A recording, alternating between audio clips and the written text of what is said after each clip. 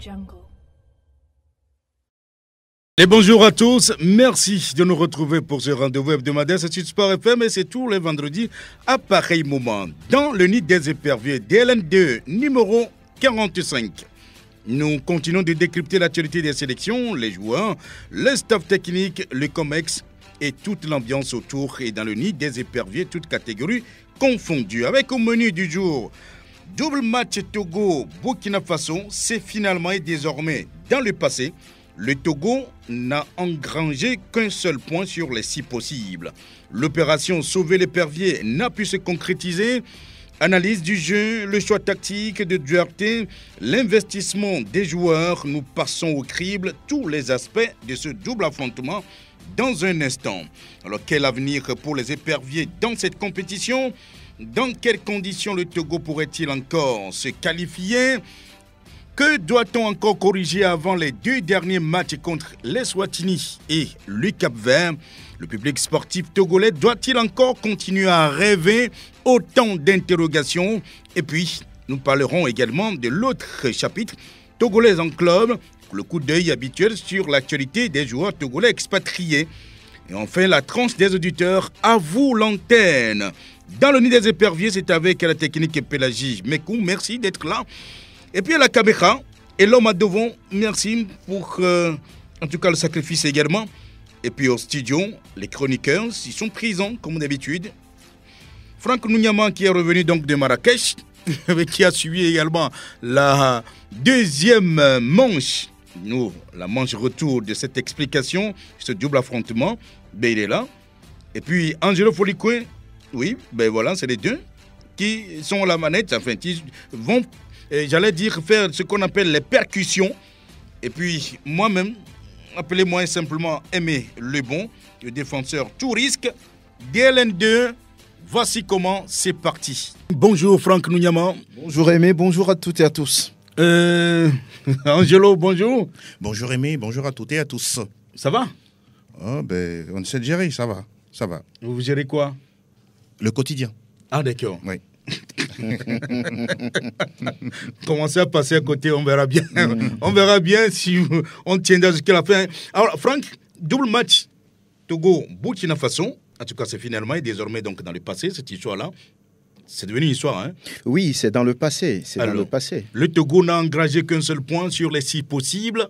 Comme on le disait depuis, également avec les 2 premières rencontres, c'était encore un point sur les 6. Voilà. Selon vous, que retenir de ces 2 matchs entre le Togo et le Burkina? On retiendra forcément que la sélection nationale est passée encore une fois de cette double confrontation parce qu'il y avait danger et le Togo devrait se relancer en prenant au minimum 3 points ou bien 4 sur les 6 dans cette double confrontation. Mais à l'arrivée, c'est 1 point sur 6 possibles. Ça veut dire que le Togo, carrément, n'a plus son destin entre les mains. Il doit gagner les 2 matchs qui arrivent et il doit regarder de l'autre côté ce que fait ou bien ce que font les requins bleus du Cap-Vert. Donc, voilà, on retient, on va dire, dans l'ensemble, une déception. Un faux pas encore du Togo, une contre-performance. Donc, voilà ce qui reste après cette double confrontation. Angelo, qu'est-ce que vous retenez, vous, après cette double confrontation? Bon, c'est de la lassitude, je sais, mais bon, allez-y quand même. Dire qu'on ne retient pas la leçon par rapport à ce que nous vivons, par rapport à notre football. On veut toujours, sur des coups sporadiques, avoir des résultats. On croit toujours à la nature divine, on crie à gauche, à droite, que grâce à Dieu ou Inch'Allah, on fera tel. Mais on oublie que le travail doit se faire sur le terrain avec les ressources humaines. Et quand on n'a pas de ressources humaines, parce qu'on n'a pas su travailler en amont, aujourd'hui, on n'aura que nos yeux pour pleurer. Un point pris sur 6 possibles, c'est presque minable pour cette sélection. Maintenant, c'est presque ou bien c'est minable? Je préfère c'est presque. C'est presque minable. Cette sélection, oui, on aura à revenir sur les points positifs de cette rencontre en aller-retour, mais in fine, on retient beaucoup de frustration, comme quoi le Togo avait peut-être l'occasion ou une certaine marge de faire quelque chose, ne serait-ce que gagner à domicile la dernière fois, prendre à la fin 3 points face au Burkina Faso, mais malheureusement, ça n'a pas été le cas. On va recommencer à zéro. Et maintenant, comme vous l'avez souvent dit, on va commencer les calculs apothicaires, comme si ces calculs aussi pouvant être demain être bénéfiques. Parce que rien ne prouve également que le Burkina Faso va lever le pied, sachant être déjà qualifié. Mais bon, Hubert Velud l'a dit la dernière fois. On attend de voir ce que ça va donner pour la suite. En tout cas, à vos calculettes, depuis mardi dans la nuit, les gens sont allés ou sont en train de chercher leurs calculettes. Il y en a qui en ont trouvé, il y a d'autres qui n'en ont pas encore trouvé. On va leur en fournir si jamais si jamais on n'en trouve pas. Franck, on commence avec l'analyse de la manche allée à Marrakech. Alors, que s'est-il passé au juste ?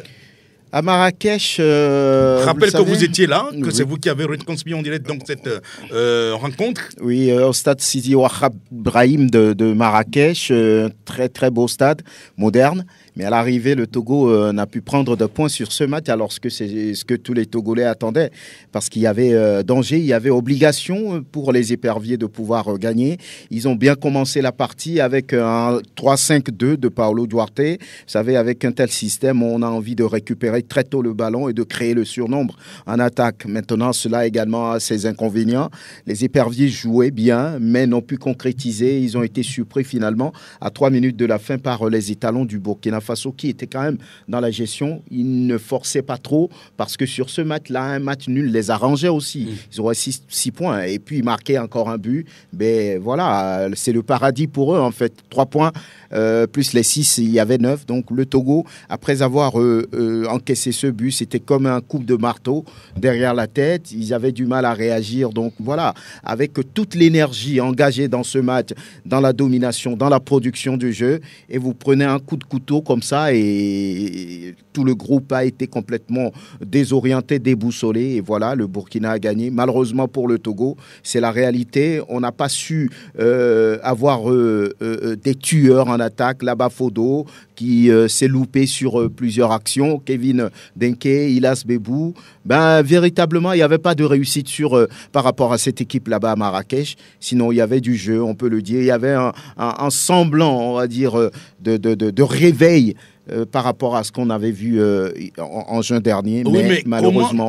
Comment ont-ils réussi à vendanger autant d'occasions ? Même, je ne sais pas. C'est le manque de réalisme, le manque d'efficacité. Peut-être ils ont manqué de concentration dans un tel match. Ces genres d'occasions n'arrivent pas souvent. Dès que vous les trouvez, vous devez les concrétiser. Ça n'a pas été le cas pour celui qui porte l'attaque du Togo. C'est là-bas Fodo qui avait eu une nette occasion au point de pénalty, mais au moment de frapper, il est lourdement tombé. Donc après, il semble qu'il y a eu une crampe pour le joueur. Voilà pourquoi il n'a pu. Donc c'était malheureux. Juste au moment de marquer, il a eu de crampe. C'était quand même malheureux, mais c'est la réalité et tout est parti de là. Je pense qu'on aurait pu d'ailleurs faire un meilleur résultat à Marrakech. Où se trouvait la clé pour ce match ? Pour ce match, oui. La clé, c'était de produire du jeu. Ils l'ont produit. Maintenant, ils ont été brouillons en attaque, c'est tout. Et pourquoi les éperviers n'ont-ils pas cherché cette clé? Ils n'ont pas trouvé?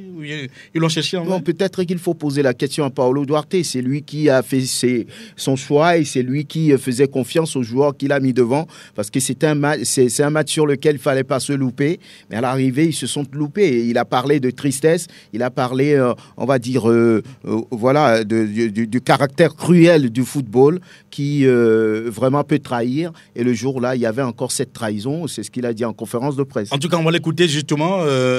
Paolo Duarte, donc après ce match numéro 4, justement, n'est-ce pas, à Marrakech, c'est ça? C'est pour Lomé? Oui, c'est pour Lomé. C'est pour Lomé? Oui. Mais quand on met 4, alors je me disais que ça devrait être donc pour l'autre. Mais en attendant, je voudrais donc dire bonne arrivée à Madame Fifi Assogbavi. Voilà. Bonsoir Aimé. Bonsoir. Ça va? Ça va. Le plateau, bonsoir le plateau. Bonsoir. Je salue les auditrices et les auditeurs de cette émission. Ben Sergio est plutôt content. La structure. Est-ce que véritablement contente? Bon, puisque on a fait un travail, on a battu un travail ensemble avec les médias et les hommes des médias et avec la cellule de communication et tous les Togolais ont quand même répondu présent. à cette rencontre à Lomé. Commercialement parlant, ça va. mais au finish, on n'a pas eu le résultat attendu. On n'a pas eu le résultat attendu. C'est ça qui vient un peu gâcher la fête. Je crois qu'on aurait gagné ce match à Lomé, que tout serait rose. Mais malheureusement, on n'a pas gagné ce match. On s'en sort sur les 2 rencontres avec un seul petit point.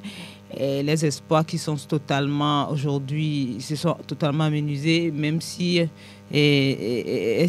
on peut encore espérer quelque chose sur les 2 dernières rencontres, tout ne dépendra plus des éperviers dans ce cas-là. On va essayer de s'y accrocher jusqu'au bout pour voir ce que ça va donner en septembre, et à la fin, on fera le compte. En tout cas, vous êtes venu donc pour un message très particulier. On reviendra là-dessus tout à l'heure, donc par rapport à la structure organisatrice de cette manche retour. Parlons-en de la manche retour, Angelon. Et bien, la manche retour donc dans le temple de Kégué, qui a vu les publics sportifs prendre d'assaut les travées du stade en grand nombre, on le disait tout à l'heure. Et au final, un but partout. Les joueurs ont-ils fait le boulot attendu? J'ai eu justement l'occasion de poser la question à Paulo Duarte. Pour répéter mes mots, on a vu une équipe vers la fin de match qui gérait comme si elle était en train de mener. Et ben, je lui ai posé la question, est-ce qu'à un moment donné, il pense que ces joueurs ont tout donné sur ce match face au Burkina Faso? Tout de go, il a répondu oui. Il a répondu oui. Il a dit que non, je n'ai pas le droit de voir le match autrement que lui. Pour lui, ses enfants, ses joueurs ont tout donné sur le terrain. Ce n'est pas le sentiment, en tout cas, que nous, observateurs, on a à la fin, quand on regarde tout ce que l'équipe a produit de la première minute à la dernière seconde. On se rend compte qu'il y avait de la place. Quand vous considérez ne serait-ce que les stats de ce match, le Burkina Faso a quoi, 51% de possession par rapport au Togo. Au nombre de passes, c'est peut-être 3 passes de plus que le Burkina Faso par rapport au Togo. Donc, le Burkina n'a pas dominé le Togo. Mais à notre niveau, une première mi-temps, je pense que oui, il y a eu de la réaction. D'abord, le Togo qui était mené, 14 minutes après, on voit la réaction de Fodo là-bas, même si entre-temps, c'est Kylian Thibaut qui est en tout cas explosif qu'il est dans son état avec son potentiel, a mis en difficulté Steve Yago, Edmond Tapsoba et puis Hervé Kofi. Et puis, mine de rien, celui-là qui était critiqué à juste titre ou à tort ou à raison, c'est lui qui met le ballon au fond des filets. Et là, on a vu que l'équipe voulait monter, mais curieusement, quand vous évoluez dans un système de 3-5-2, c'est quand même curieux qu'on ne voit pas des centres arriver de façon intermittente. De façon régulière, pardon. C'est quand même assez bizarre que dans la première partie, on a eu très peu de centres. Dans le couloir d'Alexis Romao ou encore celui de Roland Mouzou, même si ce dernier, lui, il en a en tout cas essayé, même si les coups de pied arrêtés, c'était présent. Mais quand on considère également le milieu de terrain, je n'ai pas bien vu, en tout cas, comme au match aller, un certain Roland Mouzou, Roger Arolou, il n'a pas été impactant. C'est là que je me pose la question. Si on a pu mettre en place, ou bien à disposition de la sélection, le Boeing ou bien le Fokker présidentiel, les joueurs n'ont pas pu récupérer. C'est quoi le problème? Donc, il se pose le souci de l'aspect athlétique de nos joueurs. La vitesse, l'endurance, la force physique et surtout la coordination. Vous avez posé la question tout à l'heure concernant pourquoi le Togo a eu tant d'occasions lors de la manche aller, mais les joueurs n'ont pas pu concrétiser. Comment ils ont réussi à vendanger ces occasions? Il y a un problème de coordination. Oui, au match 1, on a vu une attaque Fodo là-bas avec Kevin Denke. Au match 2, on voit Fodo là-bas avec Kylian Thibaut. Ça veut dire que les deux, dans l'un ou dans l'autre sens, n'ont pas l'habitude d'évoluer ensemble. Donc, à un moment donné, il faut... Il y a toujours des essais qu'on est en train de faire. Et ça, dans des matchs aussi importants, ce serait compliqué d'avoir de bons résultats.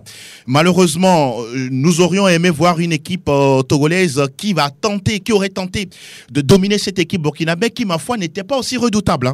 C'est vrai qu'elle était dans la gestion, ça il faut avoir le courage de le dire, parce qu'elles étaient sûres de leur force. Mais est-ce que le Togo ne pouvait pas faire mieux? Moi, je pense que oui. Mais comme je l'ai dit encore pour chuter, le problème athlétique se pose au niveau de nos joueurs parce que individuellement pris dans leurs différents clubs, ils ne sont pas vraiment en compétition. Qu'est-ce que le sélectionneur Paulo Duarte lui en pense justement après ce double affrontement où le Togo n'a pris qu'un seul point. Nous l'écoutons pour une première partie. Premièrement, féliciter mes joueurs. Deuxièmement, féliciter le public qui mérite une bonne victoire. On souffre pour lui.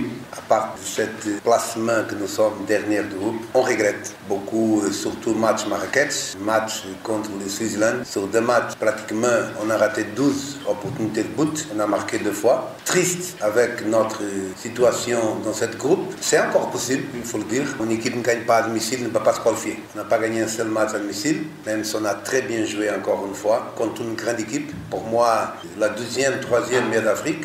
L'équipe progresse beaucoup, mais on regrette cette confrontation avec cette équipe Burkina. On doit faire 4 points. On a raté à Marrakech surtout 3 points. Une efficacité incroyable. Il y a au niveau, on ne peut pas voir cette inefficacité. À part la qualité, au-delà de la grande qualité de l'adversaire, il y a au niveau, quand tu rates beaucoup et quand tu donnes cadeaux. On a donné 3 cadeaux chaque match. Aujourd'hui, dernier du groupe. 2 points, oui, c'est frustrant.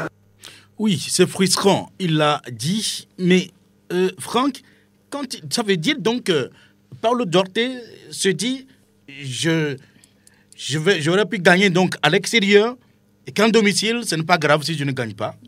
Oui, est-ce que c'est ce qu'il dit exactement? Il dit, si je comprends bien ce qu'il vient qu'on aurait pu avoir 4 points, oui. Donc en gagnant donc à l'extérieur, en venant réaliser donc un nul à Lomé. Oui, bon, il est dans ses analyses. Maintenant, il est conscient également que l'équipe ne gagne pas à la maison. Il semble qu'à Lomé, l'équipe est beaucoup plus sous pression que quand elle joue à l'extérieur. Le jeu produit par le Togo là-bas à Marrakech. Oui, mais qu'est-ce qu'il fait quand il cesse là? Je ne sais pas trop. C'est à lui de faire justement ce travail-là pour permettre aux joueurs de bien évoluer à domicile devant leur public qui, la dernière fois, a massivement répondu. C'est le lieu d'ailleurs de féliciter ce public-là qui était là pour faire le boulot, mais derrière, il n'y a pas le résultat qu'il attendait. Donc, je pense que Paulo Duarte a, sur certains plans, commis quelques erreurs. Je voudrais dire, par exemple, lorsque vous regardez le match de Lomé la dernière fois, il y a eu 4 coups francs, et sur ces 3 ou 4 coups francs, il y avait 3 joueurs différents. Il y avait Romao Alexis, il y avait Roland Amouzou, il y avait à un moment donné Ilas Bebou. Alors qu'il y avait un spécialiste de la maison. Ça veut dire qu'on n'a préparé personne pour ces gens. C'est une erreur d'action, oui. Parce que dans ces genres de matchs, c'est souvent serré. Et lorsqu'il y a ces situations standards, on pourrait rapidement faire la différence. Je ne dis pas que, oui, Tchakei Marouf est un incontournable dans cette sélection, mais dans ce domaine, c'est vrai, même s'il n'a pas encore marqué sur une telle situation en sélection, ça peut arriver et on pouvait lui faire confiance sur ces genres de situations standards. De l'autre côté, vous sortez par exemple Klidier. L'équipe a besoin de marquer. Vous sortez Klidier, vous amenez un Nyama qui est un joueur défensif. Alors qu'il y avait sur le banc Samuel Asamoah qui joue pratiquement dans le même registre que Karim Derman.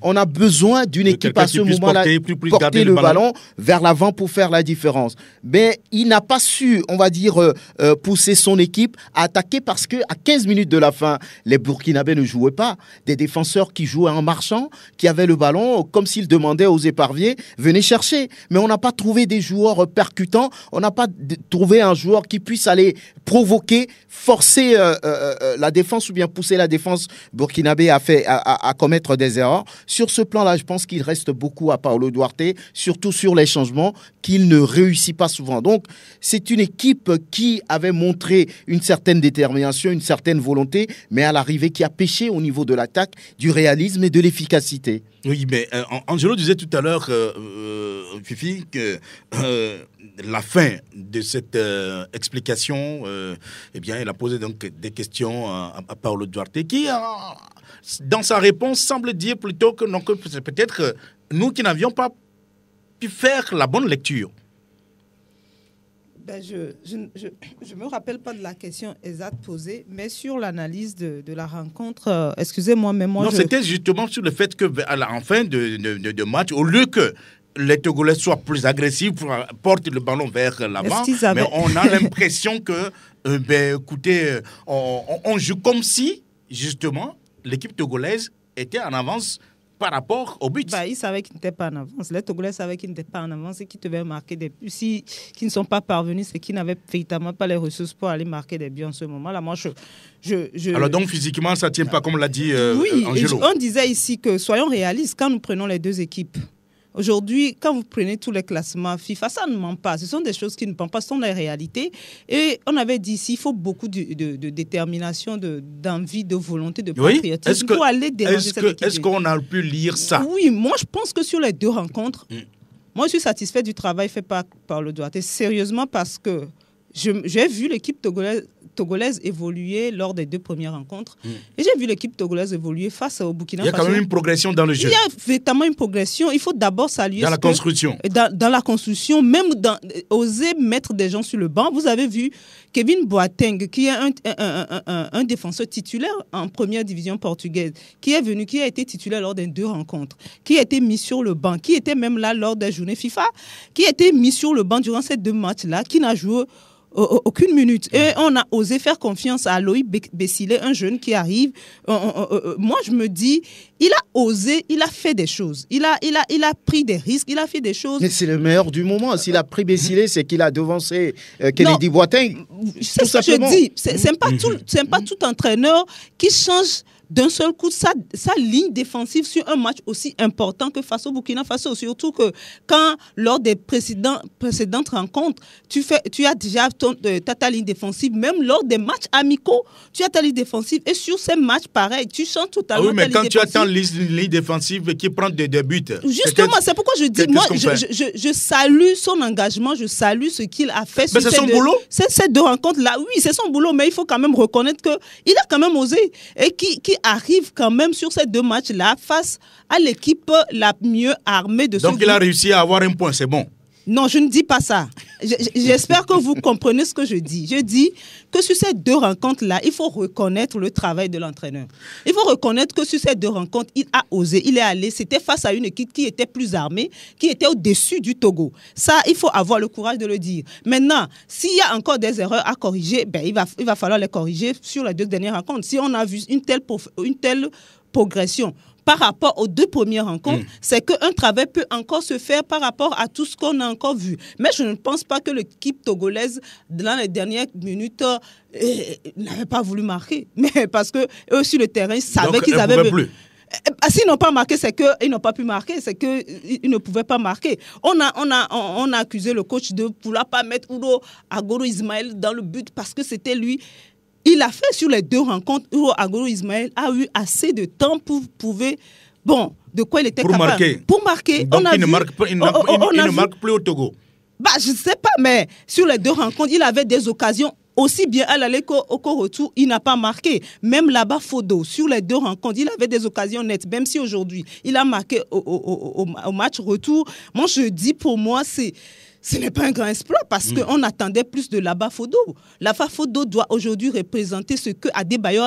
C'est ce qu'on pensait au fait. Quand Adebayor partait, quand Laba Fodo venait, on se disait que c'est peut-être un remplaçant d'Emmanuel Adebayor. Mais jusqu'aujourd'hui, on reste sur notre fin par rapport à Laba Fodo. Nous restons dubitatifs sur la prestation. Et reconnaissons aussi que sur notre ligne d'attaque, on a beaucoup de soucis à se faire. Si au match aller, comme le dit tout à l'heure Franck Nounyama, sur le match aller, on a eu tellement d'occasions et qu'on nous dit qu'un joueur veut marquer, il a senti quelque chose, je ne sais pas, et c'est pourquoi il s'est arrêté ou il est tombé.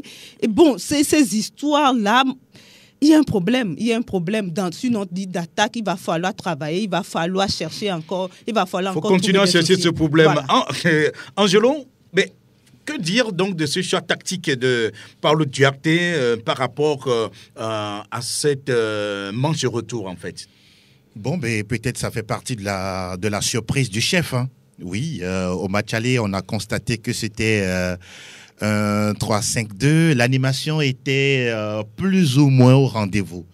Oui, je reviens encore sur l'aspect athlétique parce que on a senti qu'il y avait certes de la détermination. Je reviens sur son vocable, la mentalité de la gagne. Sur le match 1, on a l'impression d'avoir vu cela, sauf que, voilà, au bout, on encaisse un but à la 87e minute. À un moment donné, on a flanché, un problème de concentration ou même dans l'inconscient. De gestion de fin de match. Comme toujours. C'est comme face à l'Eswatini pour apporter de l'eau à votre moulin. 95e minute, ça fait 2-2. Oui. Face au Burkina Faso, 87e minute. On prend ce but. Face au Sénégal. Face au Sénégal également. Oui. Presque la dernière fois, à Kégué, c'est à la 12e, un peu plus tôt. Mais là aussi, dans la défense, il y a eu un petit souci d'inattention. De coordination. Merci beaucoup. Parce que là, sur le but, je ne vais pas du tout toucher ou incriminer tel ou tel joueur. Pas du tout. Ce n'est pas le lieu. Mais pour revenir un peu sur le 3-5-2, au milieu de terrain, il y avait de la présence. Ça, il faut le reconnaître au match 1.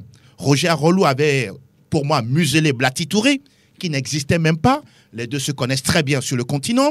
On a vu un bon Karim Derman, qui était pratiquement celui-là par qui les ballons passaient. Sauf le petit qui arrivait donc à jouer peut-être plus qu'il ne fallait. Ah oui, peut-être sur ce point-là, Paulo Duarte, on va le tirer une fière chandelle. Oui. Maintenant, là où, oui, nous restons sur notre soif, c'est la ligne d'attaque. Aujourd'hui, on a l'impression que depuis que Cheyi a quitté le nid, on est surpris, mais on ne doit pas être surpris. Mais est-ce qu'on a dû faire des travaux ou bien un travail de préparation, de détection, de prospection entre-temps? Il n'y avait pas eu justement cette relève préparée. Et donc, ça c'est clair. Aujourd'hui, souffrons que oui, Kevin Denke, il a été bien remuant, mais difficilement, il y a eu cette connexion entre lui et Laba Fodo. Ce dernier a eu des occasions, mais malheureusement, je ne sais pas si lui-même, il a une pression dans la tête ou bien, c'est le championnat dans lequel il évolue par rapport à des matchs aussi importants. Là où se situe la différence. Naturellement, il évolue dans un championnat exotique. Il ne faut pas avoir peur. Non, mais d'aucuns vous diront que le ballon, il est rond partout et donc il évolue dans un championnat où il a fait quoi? Je pense 20 matchs, 21 buts. Ouais. 7 passes décisives. Ce n'est pas rien. Ouais. In fine, en sélection, vous devez être au-dessus du lot. Malheureusement, ce n'est pas le cas, même s'il a marqué la dernière fois. Pour chuter en disant ceci, le 3-5-2, je pense qu'au match 2, l'animation a été moins positive par rapport au match 1. J'ai eu l'impression que le fait que le Togo faisait match nul à domicile, je ne sais pas si c'est la pression du public, en tout cas, qui a fait le déplacement la dernière fois. Pour eux, faire le match nul, ça leur suffisait. Or, pour le Burkina, le match nul les qualifiait déjà. Naturellement, la preuve, ils sont venus chercher ça.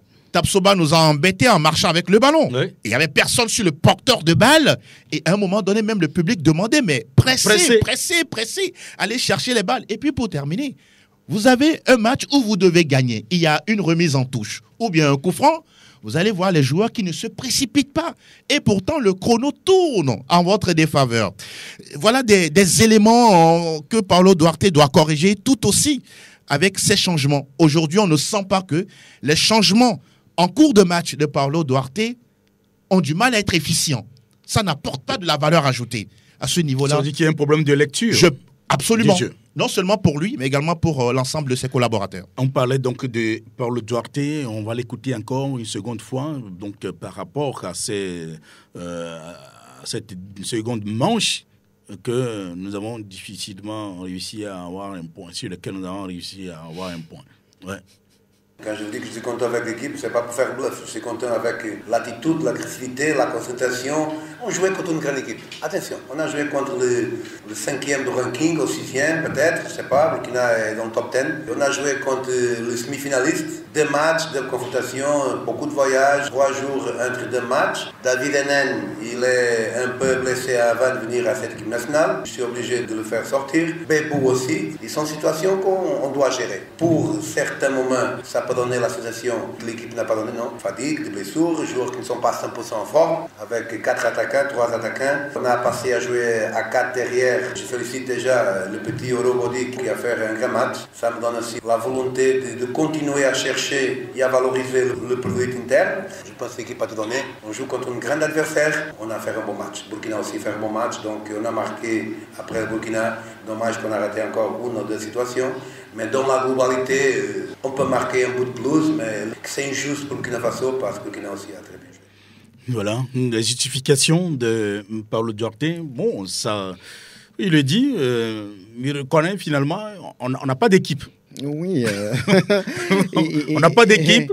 On joue contre un grand. Bon, voilà. Il faut le comprendre. Il se met, on va dire, il fait une réaction parentale. Qu'est-ce que je veux dire par là? Parce que là, il se donne toute la responsabilité de ce score-là.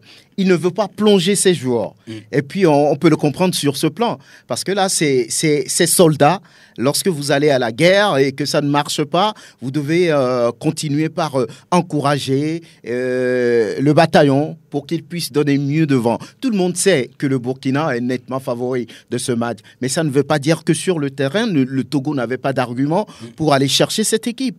Cette équipe ne s'est pas complètement déployée sur les 2 matchs. Lorsqu'on connaît, on va dire, la façon de jouer du Burkina Faso sur les 2 matchs, lorsque vous analysez, ils ne se sont pas complètement donnés. Parce qu'en face... Il a parlé de David Enen, par exemple. Oui, David Enen. Oui, ça, c'est un peu les maillons faibles, au-delà de tout ce qu'on peut dire, parce que c'est un joueur qui revenait de blessure. Mais je crois qu'il s'était mieux exprimé à Marrakech qu'à Lomé. Oui, il s'était mieux exprimé. Mais est-ce qu'il n'y a pas eu un problème d'adaptation climatique?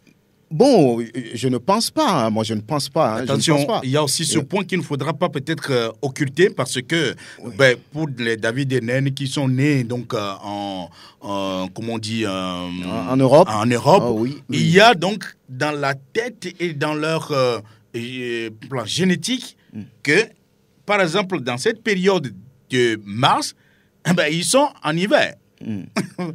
Donc, est-ce qu'il y a eu est-ce qu'il y a eu cette acclimatation? Ils n'en ont pas parlé. Mais peut-être ça peut les gêner. Oui. Mais c'est des joueurs qui sont habitués à aller jouer. S'ils sont embêtés par une telle situation saisonnière, ils doivent pouvoir dire ça non. Ça veut dire qu'ils devaient revenir plus tôt, s'acclimater. Oui, parce qu'à Marrakech, c'est encore proche de l'Europe. Et donc, la température... Il faisait un peu froid là, ou bien ils devaient se dire, moi, je ne me sens pas... Parce que là, de l'autre côté, c'est l'hiver, donc je ne peux pas jouer. Il ne faut pas venir tricher à l'arrivée. Donc moi, je pense que globalement, c'est une équipe, qui a montré une certaine volonté. Fifi parlait du travail effectué par le sélectionneur depuis un moment. Oui. C'est vrai, on ne le rejette pas, mais on pouvait faire mieux. On pouvait faire mieux si vous amenez 11 attaquants, par exemple. Pour faire ce match, c'est parce que vous avez envie de marquer. C'est parce que vous avez envie d'embêter la défense burkinabé dirigée par Tapsoba, par exemple. Donc, vous sortez un attaquant, vous devez remettre un attaquant pour aller chercher le résultat. Maintenant, on met un joueur défensif qui va garder le ballon comme si c'était le Togo qui menait. Voilà un peu là où moi, je ne comprends pas trop le changement effectué par Paulo Duarte. Globalement, c'est une équipe qui a montré qu'elle avait évolué sur certains plans. Maintenant, l'avenir reste compliqué. C'est ça où ça fait plus mal, parce que le Togo pouvait quand même avoir son destin entre les mains après ces 2 matchs-là. Mais ce n'est pas le cas. Il va falloir jouer et gagner. Mais regardez aussi ce que fait le Cap-Vert. Ce qui est quand même aussi parlant, est-ce que je peux amener un joueur blessé dans l'effectif dans un match aussi important? Qui est blessé? Mais il a dit dans son interview que David Enen, était blessé. Je crois qu'il ne s'est pas bien exprimé. David Enen revient. Donc vous parlez maintenant à la place du coach, Fifi? Puisqu'on suit les activités des joueurs. David Enen revient de blessure. Il avait repris il n'y a pas longtemps. Mais est-ce qu'il est obligé de faire avec lui? C'est la question que je me pose. Est-ce qu'il y a d'autres solutions? Non, mais attendez, s'il a pu convoquer 26 joueurs, mais attendez, ce n'est pas quand même 15 gardiens, c'est sûr que les postes sont doublés. De terrain. Pardon? C'est parce que les postes sont doublés. Presque doublés. Donc, en fait, je me pose la question de savoir. Aujourd'hui, vous mettez un joueur qui, physiquement, n'est pas à 100%. Et vous attendez quoi de lui? À un moment donné, votre système ou bien votre projet de jeu prend un coup. La même question posée à Ilas Bebou, lui aussi, pratiquement la même chose.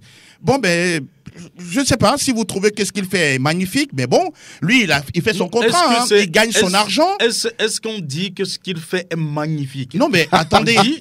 Il y a quand même une progression. Non, ce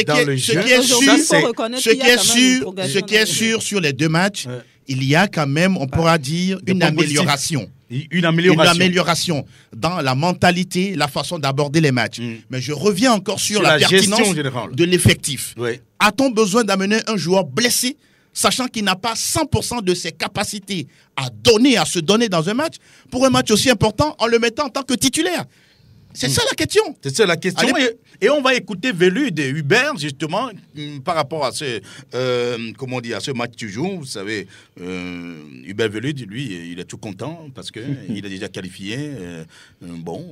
C'est tant mieux pour lui. Hubert Velud. Ce qu'on voulait faire, on a mis une organisation un peu différente pour gêner plus le Togo. Bon, je pense que ça a bien marché, à part sur les ballons longs par moment, les centres venant de loin. On ne peut pas dire que le Togo ait eu beaucoup d'occasions de but. Paradoxalement, je pense qu'ils nous ont posé beaucoup plus de problèmes au premier match. Et je trouve que ce match-là, on l'a très bien géré. J'aurais voulu être plus dangereux offensivement, mais on a quand même eu des très bonnes situations en première mi-temps. Bon, des fautes pas sifflées, on ne comprend pas très bien pourquoi, mais deuxième mi-temps, j'aurais voulu apporter plus de danger, mais on a bien géré le match. Globalement, on ne s'est jamais affolé non plus, c'est important. On a montré beaucoup de maîtrise sur l'ensemble des 4 matchs de qualification. Et je pense que notre qualification est méritée pour l'instant. En tout cas, je tiens à dédier cette qualification pour la CAN au peuple burkinabé qui souffre beaucoup. Très heureux ce soir, parce que je crois que c'est la première fois que Burkina Faso se qualifie 2 matchs avant la fin des groupes de qualification. Donc ça, c'est un élément très important. On est très heureux par rapport à ça. Beaucoup de concentration, beaucoup de combativité chez les joueurs. Les joueurs ont respecté les consignes pratiquement à la lettre. Je le répète, on a beaucoup gêné cette équipe et à l'arrivée, il y a un résultat positif pour nous. Voilà, donc Hubert Velud qui s'estime plutôt heureux. Il a réussi à contrer donc l'équipe, à contenir, j'allais dire, l'équipe togolaise. Et je crois que il n'en demandait pas mieux. Et il félicite d'ailleurs ses joueurs. C'est normal, n'est-ce pas, Pipi? Oui, c'est normal. L'équipe du Burkina Faso était attendue comme la meilleure du groupe. Et elle a tenu sa place. Elle s'est qualifiée à deux journées de la fin des éliminatoires. Félicitations à cette équipe du Burkina. Hubert Velud même est très critiqué sur ces 2 matchs-là. Et au Burkina Faso, au-delà de 4 points pris, on dit que tactiquement qu'il a été bouffé par Paolo Duarte, même au finish, il a quand même pris 4 points. C'est ce qu'il fallait. Oui, c'est ce qu'il fallait. C'est l'essentiel. C'est l'essentiel. Félicitations, c'est mérité pour le Burkina Faso. Alors, quel avenir pour les éperviers dans cette compétition, Franck? Bon, ça va être très compliqué. L'avenir, oui, il est un peu flou. Même si mathématiquement, c'est encore possible, parce que le Togo a 2 points, il reste 2 matchs, ça veut dire 6 points à prendre. Le premier match, c'est contre les Swatini en juin prochain. À vos calculettes, voilà. En Afrique du Sud. C'est le comptable qui fait maintenant. L'autre match, c'est en septembre contre le Cap-Vert, ici. Alors, ce qu'il faut faire pour espérer, c'est d'abord de gagner face au bouclier du roi en Afrique du Sud en juin prochain. Si le Togo se loupe sur ce match, ça serait terminé. Maintenant, on gagne, ça fait 4 points. Et puis, on pense à septembre et dominer le Cap-Vert ici. Ce ne sera pas de la promenade ni du gâteau parce que le Cap-Vert aura besoin d'un petit point pour aller à la prochaine CAN. Donc, il va falloir s'armer, changer de petits trucs. Qu'est-ce qu'il faut changer? Oui, mais il faut encore préparer cette équipe et faire venir des joueurs qui sont capables non, mais les mêmes joueurs, mais on a vu que c'était possible encore de faire venir des joueurs comme le goal Morou, qui à la dernière minute a été laissé. Pour Uronieni Wassiou qui ne joue pas, mais qui a été titulaire dans on l'avait dit ici d'ailleurs plusieurs reprises. Et on peut aller chercher des joueurs comme Issoufou Bourahana, même si l'intégration, c'est un défenseur assez intéressant du côté de. Ça veut dire qu'il y a encore problème au niveau de la défense? Bon, pas forcément, mais dans ces genres de situations, il faut toujours chercher à avoir les meilleurs. C'est ce qu'il y a. Ah donc Issoufou est meilleur aujourd'hui. Bon, il joue souvent, il est régulier dans son club, c'est ce qu'on veut d'ailleurs, c'est les joueurs qui ont de la compétition. De toutes les façons, il y a encore des prospections à faire parce que ce n'est pas le meilleur choix la dernière fois. Comme on le dit, il y avait des joueurs qui peuvent jouer comme titulaires ou bien d'autres combinaisons en attaque parce que depuis, l'attaque n'arrive pas à marcher. Ça veut dire qu'il y a des choses à corriger. Est-ce que le problème n'est pas plutôt à ce niveau? Oui. De trouver la combinaison qu'il fallait justement. En attaque? Oui. Mais il faut reconnaître que Plaka nous a manqué. Plaka a manqué, justement. Plaka a manqué. Plaka serait là que ça pourrait être... qui joue un peu à la finesse. Oui, ça pourrait être un autre résultat. Donc, il faut vraiment travailler, j'allais dire, au niveau de la psychologie, du mental des joueurs. Il faut les motiver comme cela se doit. Mais tout compte fait, ça va être très compliqué, mais mathématiquement, c'est encore possible. Angelon, dans quelles conditions le Togo pourrait-il encore se qualifier? Oh, vous savez, on aime les choses compliquées dans ce pays. Ah oui? Avec la sélection, on aime toujours que les choses se compliquent. Et on se réveille tardivement et on est là, on fait les calculs. Mais on arrive quand même. Mais combien de fois vous êtes arrivé? Ah. La dernière fois que le Togo a gagné dans les éliminatoires, vous vous rappelez de quand il s'agit? 2017. Ça fait 12 matchs dans les éliminatoires que le Togo n'a même pas engrangé une seule victoire dans les 3 derniers éliminatoires. C'est ça. Et à l'heure où nous parlons, sur les 4 premières journées, oui, aucune ça veut victoire. dire qu'on s'est compliqué la tâche. La 5e journée, réussir. On veut forcément tout faire pour aller gagner contre les Swatini et gagner également contre le Cap-Vert, tout en priant, entre guillemets, puisqu'on est un peuple de prière, que le Burkina Faso lève le pied contre le Cap-Vert, etc., etc., etc. Comment lever les pieds? Vous savez, aujourd'hui, les résultats que les sélections récoltent sur le continent ou n'importe où, c'est d'abord en amont le travail qui se fait de longue haleine. Si on prend juste le cas du Sénégal, ce n'est pas une répétition, mais c'est qu'ils ont galéré pendant plusieurs années, mais après ils ont accepté de travailler avec les directions techniques nationales en formant les formateurs, en formant les joueurs, et aujourd'hui, ils sont en train de récolter les fruits. Aujourd'hui, nous sommes à quelques encablures de ces 2 derniers matchs. Oui. Alors, il faut aller former maintenant les entraîneurs. Vous pouvez continuer, c'est bon. J'ai donné mon analyse. En tout cas, celui qui me comprendra, me comprendra. C'est bon. C'est bon. Moi, je demandais simplement quelles sont les conditions à lesquelles... C'est bon. Si le Togo veut se qualifier, c'est libre à eux de faire le job et aller se qualifier. C'est bon. Bon, alors, est-ce à dire que le Togo ne peut pas se qualifier, c'est ça? Angelo, je pose une question précise. Le Togo veut se qualifier, c'est à eux de faire le job pour se qualifier, c'est simple.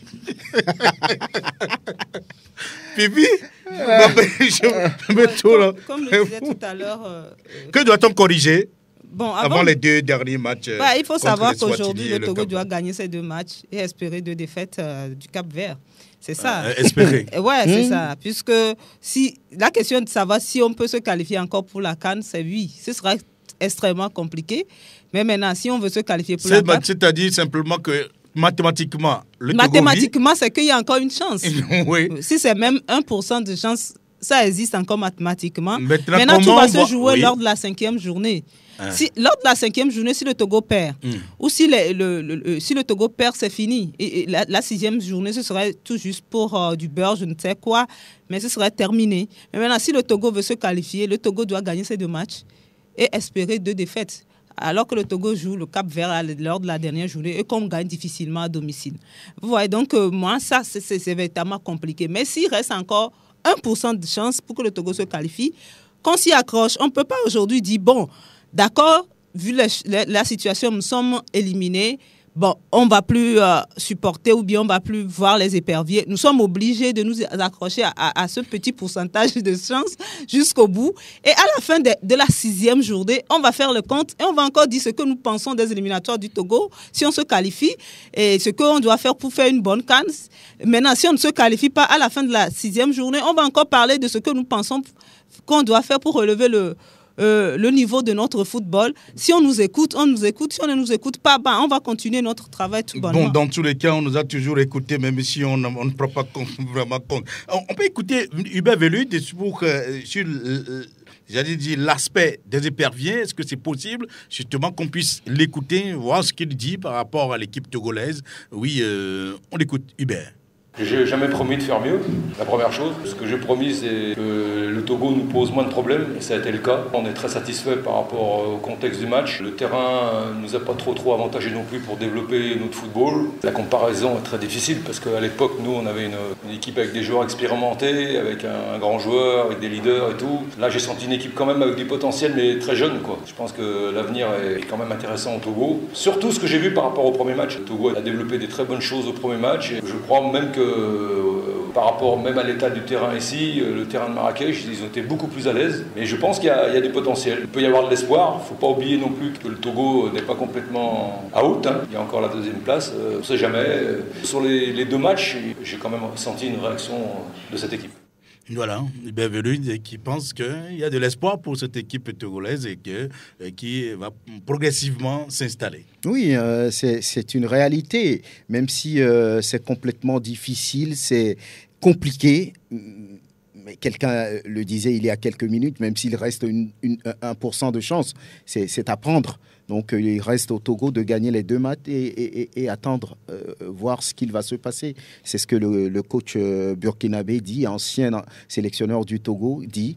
Oui, il comprend aussi que oui, c'est des jeunes joueurs. À son époque, il y avait des joueurs d'expérience comme les Adebayor, comme les Kader, les Daré. Donc aujourd'hui, c'est une équipe très jeune. Cette génération est complètement passée. Donc voilà, il dit qu'il y a une sorte de chance qu'il faut encore saisir. Oui, je crois qu'il veut parler surtout aussi de la reconstruction, dont qu'a évoqué tout à l'heure Angelo. Ouais. Donc retrouver Angelo, mais finalement, oui, il faut penser à l'avenir, comment on dit, pas à l'immédiat. Bon, ben... Ceux qui dirigent ce football savent ce qu'il y a à faire. Mais s'ils savent ce qu'il y a à faire... Qu'est-ce que vous pensez qu'on doit faire ? Je n'ai rien à dire là-dessus. J'ai déjà dit ce que j'ai à dire et bon, libre à eux, quoi. Libre à eux. J'ai pas grand-chose à dire. C'est bon. Fifi Assawavi, bien, votre structure, Ben Sergio Sport, justement, qui a organisé cette explication, en tout cas, cette deuxième manche. Donc, ici à Lomé, vous avez un message particulier justement pour ce public sportif qui s'est déplacé très nombreux le mardi nuit. Voilà, c'est la nuit encore, puisque le match est prévu pour 19h. Et les gens ont tout bravé pour y être. Oui, c'est qu'on est passé par ici pour appeler tous les Togolais à venir au terrain supporter les éperviers du Togo. Ils ont répondu présent. Malgré la défaite du match aller, ils étaient là quand même pour pousser les éperviers à la victoire finale. Il faut quand même reconnaître cela à ces supporters, leur dire merci pour ce qu'ils ont fait, le déplacement, l'argent dépensé pour les tickets, pour le déplacement, pour venir supporter les éperviers. On n'a plus vu ce public sur des éperviers. Ça fait un bon bout de temps. Ils l'ont fait. Bravo à eux. Bravo à ces supporters-là qui restent tout de même derrière cette équipe nationale. Moi, je dis toujours que nous n'avons qu'une seule équipe nationale. C'est qu'à la fin, on se dit, aujourd'hui, c'est terminé, je ne suis plus avec les éperviers, je ne supporterai plus les éperviers. Mais à un moment donné, quand on annonce encore un match des éperviers, quoi qu'on fasse là, le cœur commence toujours par battre et on a quand même envie de les voir gagner des matchs. Et ça fait très mal de voir des éperviers dans cette situation-là. Mais maintenant, on vient de le dire tout à l'heure, merci à ce public, mais il reste encore, ne serait-ce que une petite chance encore pour ces éperviers-là. Et il va falloir les supporter encore jusqu'au bout. Pour le match de septembre, je crois que c'est face à l'Eswatini. Oui, ce sera septembre. Juin d'abord. En juin, c'est... Oui, et face à l'Eswatini. Face à l'Eswatini en juin. Puis en septembre, face au Cap-Vert, ici à Lomé. Oui, donc déjà, face à l'Eswatini, il va falloir être encore derrière pour voir ce qui va se passer. Et c'est vrai que nous aimons trop les calculs au Togo, qu'on pense toujours aux autres. Les éperviers nous ont mis dans cette situation, nous sommes obligés de le faire ainsi. Et le Burkina Faso va peut-être essayer de conserver sa première place en ne se laissant pas battre par le Cap-Vert. C'est normal. Ouais, donc je ne pense pas que le Burkina Faso ait envie de laisser sa première place. Donc ça va se jouer aussi là-bas.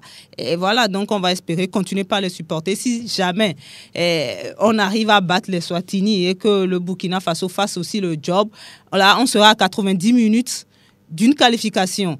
Ce sera très, très important en ce moment-là. Donc, tout va se jouer lors de la 5e journée. On sera à 90 minutes et une seule victoire, là, dans cette condition, va nous qualifier. On aura encore besoin des supporters togolais. Très bien, merci beaucoup. Il faudra annoncer juste un sujet, Franck, sur lequel on va revenir donc, la semaine prochaine. C'est surtout les U23 qui étaient donc au Maroc avec 3 sorties, 3 défaites. 10 buts encaissés. 10 buts encaissés, justement. C'est quand même grand. Et puis, surtout, l'organisation désastreuse au sein de cette équipe. Je crois qu'on continue donc à fouiller. Il y a beaucoup de choses à dire par rapport au staff technique qui continue donc de se foutre justement, éperdument du public sportif togolais qui se trouve être, en tout cas, le pourvoyeur principal des sélections. Je crois que... on va y revenir, forcément. On va y revenir. La désorganisation donc, qui se trouve autour de cette équipe des U23, alors que c'est justement l'antichambre de l'équipe A. De l'équipe A. Le projet était de faire en sorte qu'on puisse injecter par étapes justement ces jeunes-là qui émergent. Il y a beaucoup de jeunes qui... Il y a au moins 2 qui ont quitté là pour venir, la Derman et puis le gardien. Il y a le deuxième ou le troisième gardien qui est arrivé, qui sont venus de U23. On les avait bien découverts donc à Antalya. Je crois qu'ils ont réussi à... Donc, aujourd'hui, Derman, il est à l'aise et voilà. Même Klidje même était le capitaine de U23. Tout à fait. Et donc, bon, voilà, je crois qu'on devra revenir sur cet aspect. Si peut-être il y a un auditeur à prendre, c'est possible. 92 03 60 31 ou 97 24 26 26. Donc pour rapidement clôturer cette émission, oui, il y a quelqu'un qui est en train de réagir de l'autre côté. Auditeur, bonjour. Bonjour. On vous appelle? Je m'appelle Michel. Michel. Oui. Oui, allez-y, monsieur Michel. J'aimerais vous saluer. Du courage à nous tous. Ça fait mal, mais bon, c'est le Togo. Et moi, je vois que les Togolais sont paresseux entre griffes. Par exemple, si vous prenez Feu de là-bas, qui est un jeune, il ne peut pas aller jouer en Europe et il a choisi d'aller jouer dans le Golfe. Or, les joueurs finissants, c'est eux qui jouent là-bas. Ah oui, mais c'est un choix qu'il a opéré. Oui, c'est un choix qu'il a opéré, sauf qu'il est paresseux. C'est une lecture. Oui, c'est mon avis. C'est mon avis. Je salue Franck et Angelo. D'accord, c'est fait. Michel, merci beaucoup. On vous a suffisamment entendu avec surtout la paresse de Fodo là-bas. Un autre en ligne, donc 92 03 60 31, un autre, et puis on va aller très rapidement conclure. 97 24 26 26. Si ça ne va pas, on ne retient pas, n'est-ce pas? Oui, auditeur en ligne. Bonjour. Bonjour, Sport FM. Bonjour, on vous appelle? Aminou le taximan. Aminou le taximan. Ah ouais. Franck, bonjour. Bonjour. Angelo, beaucoup de courage. Hein. Moi, je voulais demander une question, quoi. Oui. Et si Burkina avec Cap-Vert sont fait match nul? Si Burkina avec Cap-Vert fait match nul. Ah, mais ça veut dire que le Cap-Vert a 8 points. Oui. Et donc ça se complique pour le Togo, naturellement. On devrait gagner ici peut-être 3-0. Donc, désolé, même. Que tout sera fait donc avec le score à la dernière rencontre ici à Lomé. Il faudra marquer plus de buts alors qu'on en arrive à marquer difficilement. Ah, tu as vu, non. Donc, ok, bon. On va voir devant. Oui, ben voilà. Bye. Aminou, merci beaucoup. Donc, de rien. Angelo, merci d'être là. Tout le plaisir. Fifi, ça va? Ça va. Merci pour l'invitation et c'est un plaisir d'être toujours ici. Franck? Ça a été un plaisir, merci. Merci également à Pélagie, merci également à Elom, appelez-moi Aimé Le Bon et puis bon, ben, on se retrouve vendredi prochain.